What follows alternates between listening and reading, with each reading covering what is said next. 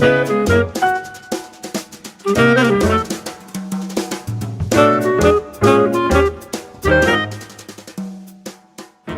ladies and gentlemen, to the 6th installment of Please Join Me. This is Joe Traina.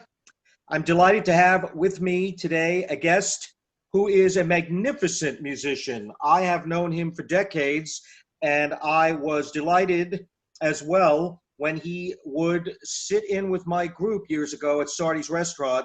He's a consummate tenor sax player. I'm going to tell you a little bit about him. His name is Rob Scheps. And according to Peter Watrous, and I would tend to agree, one more indication of the depth of the jazz renaissance is Rob Scheps. Rob hails from Oregon, and he began studying the tenor at age 9. Grew up on Long Island, and after he graduated from high school, he enrolled in the New England Conservatory of Music, got his bachelor's in jazz with honors in performance. And while living in Boston, Rob had his own groups, including True Colors Big Band, and then notable for his group, the Rob Scheps Quartet.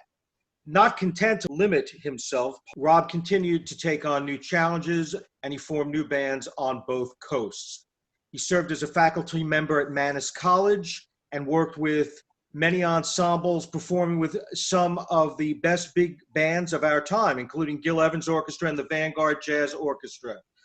He was part of national tour of Porgy and Bess, the Charleston Symphony Orchestra, New York City Opera, and has worked with Aretha Franklin, Ray Charles, Liza Minnelli, and Linda Ronstadt. Needless to say, Rob Scheps is a giant. So I'd like to turn over the microphone to Rob at this time. Rob, how you doing? I'm not going to tell you how I'm really doing, Joe, but I'm happy to be here talking to you. Well, I know that these are challenging times. It's one of the reasons why I wanted you to join me, because you and I share a lot of similar views, and I hear from you daily about commentary about what's going on, not only in the world, but certainly in the world of music. So I want you to tell the folks, and it's a question I ask everyone that I've had on my podcast, what are you doing in these challenging times to make art? And what do you hope to do in the future once things do settle down? Okay, well, to focus on your question, Joe, I mean, what I have been doing since this kind of COVID lockdown, I was working right before it happened. I played a weekend with Greg Gisbert in Denver, which is always wonderful. We have a quartet there with B3 organ and drums. And then I went right on to Kansas City, and we did 4 days of recording, doing a quintet record and a septet record with Bobby Watson as a special guest. And then the quarantine came down, and I was stranded in Kansas City. I shouldn't say stranded, but stuck there for 3.5 months. And I love it there. It's a good place to be stuck. But the way I started dealing with the quarantine was I had a commission to write 2 big band arrangements of original pieces by the great guitar player John Stowell. And I thought it was going to take me 3 months, but instead it took me about 1.5 weeks because, that was the last basically job that I had left on my plate at that point as things started to domino and get canceled all over the country. So I wrote those charts for John, and then I began just kind of composing in earnest, and I've written 16 new tunes, Joe, since last year, in just a year and change. And we recorded all 16 of them last month in Eastern Oregon with a version of my Portland quartet. So that's called Rob Scheps and the TBA Band, to be announced. And we basically recorded a double CD at an arts center out in the mountains where we were able to focus and have a few days to really kind of do it right and not be as rushed as we normally would if everybody was working all the time. Greg Gisbert is another terrific musician, trumpeter. I've worked with him before. I love him. He seems to dig me, which I don't understand. But we have a good time together. And please send him my love. I will. And just for the record, Greg Gisbert is not just one of the greatest trumpet players in jazz history. He's one of the greatest musicians I've ever worked with. He's one of the only people who surprises and delights me every single time I get on the bandstand with him. He's got. Now, I know that you studied years ago with the legendary Joe Allard. Is that true? I love to talk about Joe Allard. Yes, I studied with Joe, the greatest saxophone teacher who ever lived. I was really privileged and lucky to get in with him kind of at the tail end of his career and his life at New England Conservatory. And he taught full time at Manhattan School of Music, Juilliard, and NEC every week, all three. He would fly up to Boston 2 days a week, and he would be in New York and New Jersey the rest of the time. He was actually in Tenafly, Joe. That's where he lived. Uh-huh. And Joe Allard, way before me, had taught Eric Dolphy, Michael Brecker, Dave Liebman, Eddie Daniels, and Harry Carney, among other people. And what would you like to know about Joe? He really made a big dent on me. Well, I know from your playing that you have an extensive, what I would call jazz vocabulary. When I've heard you play, both recorded and live, you draw upon what I consider to be an enormous wealth of musical ideas. And I'm always fascinated by musicians such as you who are able to incorporate all of that into perhaps a single performance. Well, you know what? Joe was not really primarily a jazz musician, although he would say to me, apropos of nothing in the middle of a lesson, I used to play with Red Nichols and his 5 pennies. Did you know that? I just say, no, I didn't, Joe. And he also played with the vibraphonist and marimba player Red Norvo. Those are the only jazz credits of Joe that I'm really aware of, and I've spent 30 years looking for records of those guys with Joe on them with no luck. But he was the bass clarinetist in the NBC Symphony under Toscanini. He played saxophone in the New York Philharmonic. I mean, he was the A-plus top-level cat on clarinet, bass clarinet, and saxophone for classical things in the New York City area. And he played, he said, on the Bell Telephone Hour, let's see, it was Julie Baker on flute, Bob Bloom on oboe, Eli Carmen on bassoon, and myself on clarinet. And he would always say clarinet, not clarinet. Right. Joe was a French Canadian from Lowell, Massachusetts, and I think that his ancestors might have been from Quebec before that. And he would always say, my name is not pronounced Allard, it's pronounced Allard, Right. Uh-huh. But anyway, Joe, I can't say he helped me with jazz per se, but he helped me so much in every aspect of music that it affected how I play jazz. He helped me with tone and embouchure and time and physicality of playing the instrument well.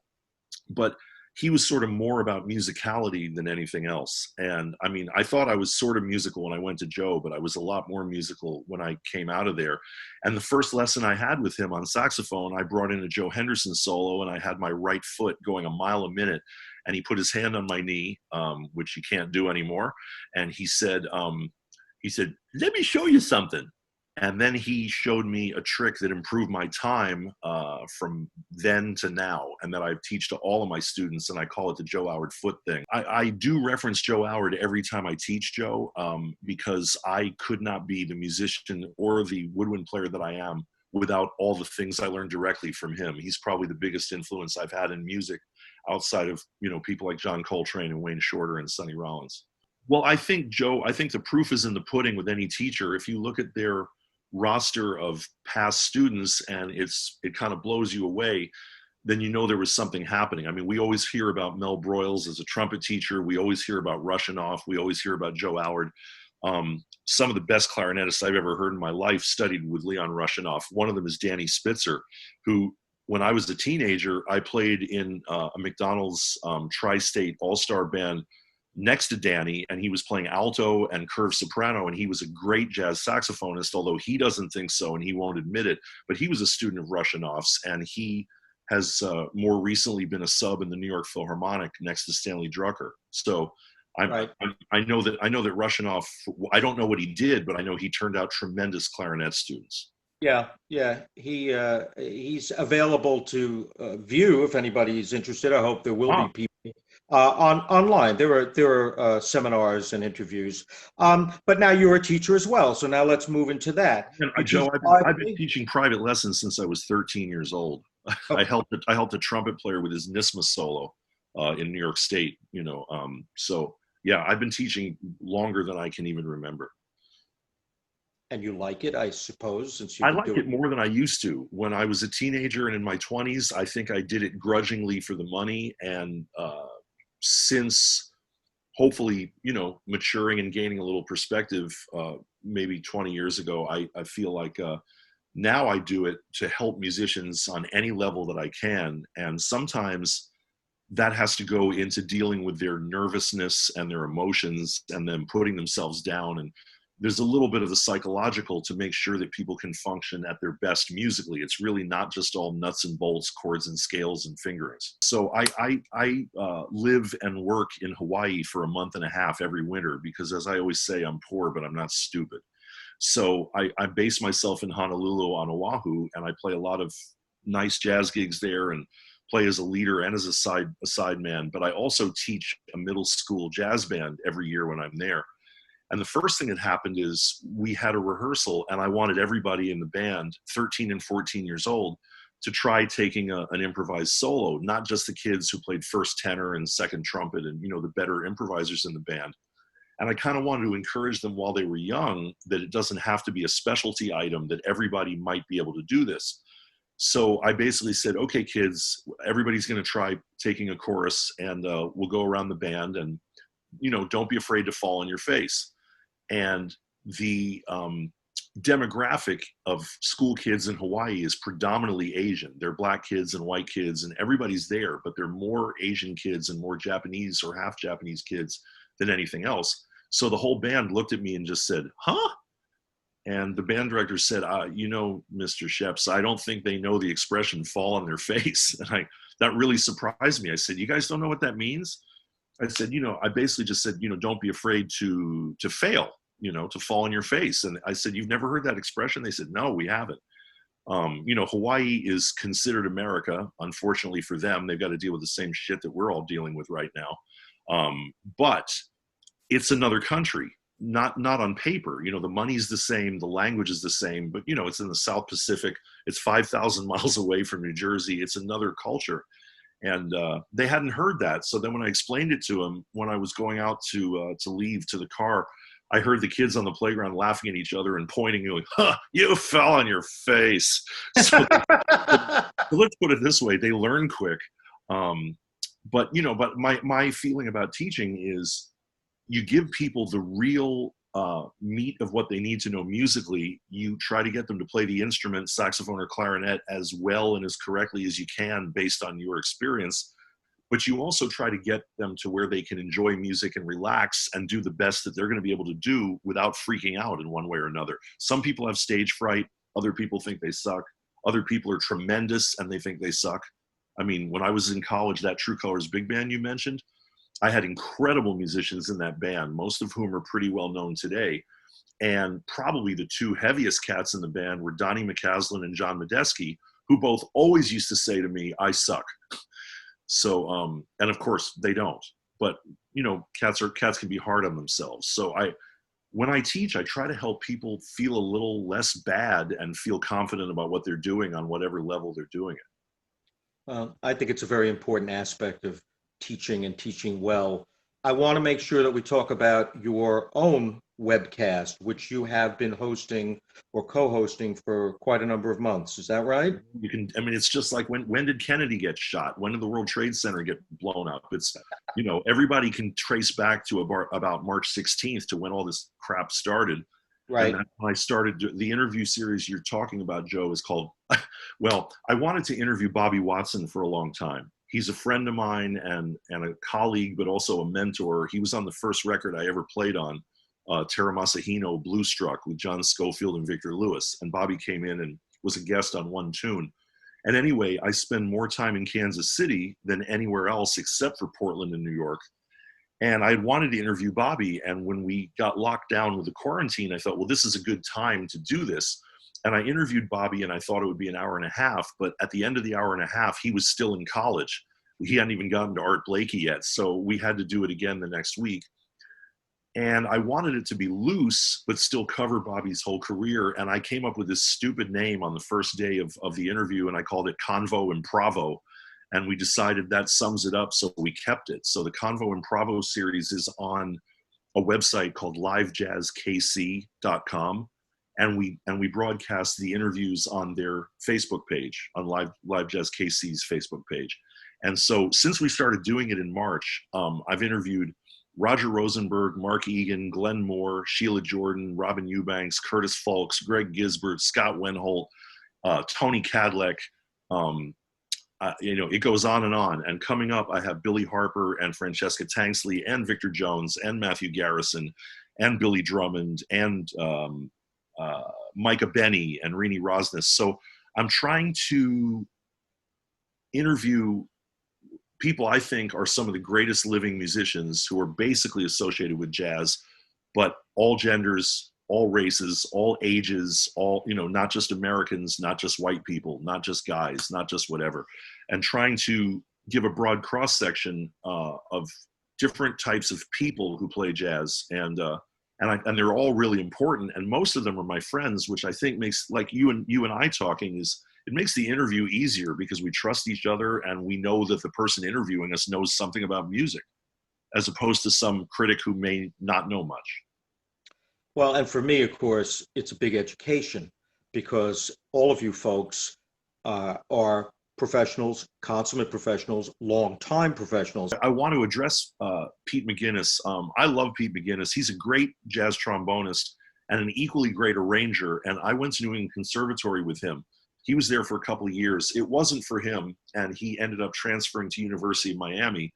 But while he was at NEC, we became very good friends, and we actually co-started the very first True Colors big band, which was more of a traditional 16-piece big band. The band I had later under my name of True Colors had bassoon and tuba and flute and French horn, and it was a little unusual.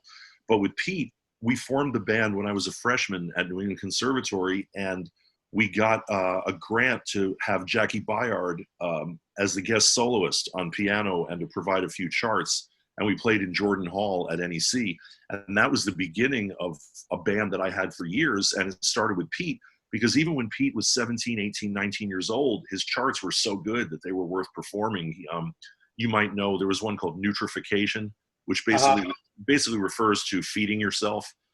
And I think he had one based on Stella by Starlight called Cellar by Flashlight. Does that sound like one of Pete's? Yeah. So he was my colleague. Pete also did something for me that I will owe him for life for, which is he made me go with him to see Count Basie at Berkeley Performance Center. And I had an interest in Count Basie. I was maybe interested in some more modern jazz musicians, but I never would have heard Basie live if Pete hadn't asked me to go with him. So I'm grateful for that. And I go back with Scott Newman almost as far as Pete. Scott and I became acquainted and played together and became friends at the Banff Center in Calgary, Alberta, where we used to go in the summer. And it was an incredible program headed by Dave Holland. And we would study with Dave Liebman and John Abercrombie, who became my friend for life, and Julian Priester. And the whole Dave Holland quintet was in residence, and it was just unbelievable. And Scott was there, and I remember he'd always say, "I'm from Bartlesville, Oklahoma." And he had that painted in white on his black trap cases for his drums. So I think Scott was the first musician I ever met from Oklahoma. Well, I spoke with Scott yesterday. Okay. We went to Brooklyn. I interviewed him for the podcast that will be posted before yours. And we sat in his yard, and we had a really nice talk. And so, looking forward to putting his stuff out. And, he said something when I asked him what he'd like to talk about, toward the end of the interview. And I'm going to ask you the same question. I said, how'd you like to finish up? He said, "I'd like to talk about my connection to nature." He said, because there's a life for me beyond drumming. And I think it's important to get out there. He's been going for years. He used to go and camp out in the woods for a week, take his snowshoes, even if it wasn't snowing, he'd just walk around with them. And now he said, "Now I sleep in a cabin. We drink Pinot Noir." And so, it's not exactly as rough and tumble as it used to be, but, he has a place in the Catskills, and, and anyhow, he digs that. So, the question to you is, Rob, beyond being a musician, what do you delve into? What do you engage in that really kind of is enjoyable to you and fulfilling? I mean, I'm up there with Scott I don't have what he has, which is his pied a terre and his place in the country. I'm a lot more kind of peripatetic, mobile than that, but I move around a lot. However, I really am not a fan of cities, even the cities that I love, like Seattle and Portland and New York. I prefer to be in the country. And actually, for the last decade and a half, I lived in a town of 2,000 people. I'm not going to say where. I don't live there anymore. But I appreciate being somewhere where nature's right out the door, and when it's time to play music, I can worry about being in an urban environment. I prefer not to live in the city. I paid my dues in Boston and New York and Cleveland and Portland, and I've had enough of cities to last a lifetime. Yeah, I basically share your view. Now, before we sign off, I would very much like to play a track of music of your choice. So I would hope. Okay, I've got two relatively new albums, Joe, that I'm actually happy with, and it's hard to satisfy me in that regard. One is called the Rob Scheps Quartet, Coretet, live at Smalls. That's from a few years back. And then there's one that came out last year on Steeplechase called Comencio. And those are both basically with my New York City working band, one form of it or another. And maybe you'll play a track from Comencio, whatever you like. You could choose one of those. And I know it's on, just a shout out, I hate Spotify, I hate Pandora, they rip off musicians, they suck. And I hope you don't edit that out, because it's the truth. They really rip musicians off to an incredible degree. You know, they tell Wall Street they've made millions of dollars, and then they send you a check for 3 cents. But you can find my record on Spotify, for which I will not get paid when you listen to it. But anyway, Spotify is a place where you can find it, and all the cuts are individually on YouTube. Comencio, You Know I Care, Simple Heart, Message from the Nile, and I'll leave it to you, Joe. Choose one of those that you enjoy. Half of them are on soprano and half are on tenor. Now we are going to play Comencio, Rob Scheps, Jamie Reynolds, Cameron Brown, and Jesse Simpson.